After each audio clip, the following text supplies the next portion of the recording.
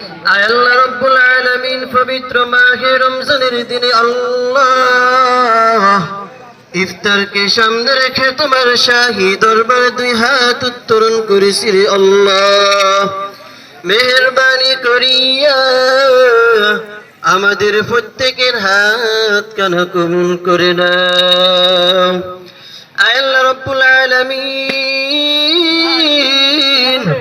আমরা যারা হাত উত্তোলন করেছি আল্লাহ মেহেরবানি করিয়া আমাদের প্রত্যেকে তামাম জিন্দেগির সমস্ত গুনাহ মাফ করে দাও। আয় আল্লাহ রব্বুল আলামিন,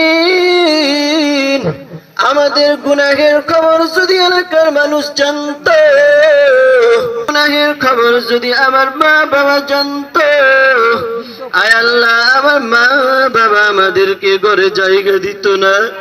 আয় আল্লাহ তুমি তো রহমান, আয় আল্লাহ এখন যেরকম ভাবে আমাদের গুনাহগুলো গোপন রেখেছ, আয় আল্লাহ কালকে আমাদের ময়দানে আমাদের প্রত্যেকের গুনাহগুলো গোপন রেখে আমাদের সবাইকে তুমি জান্নাত নসিব করিও আল্লাহ।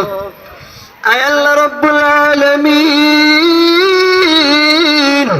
আমরা যারা হাত উত্তোলন করেছি আল্লাহ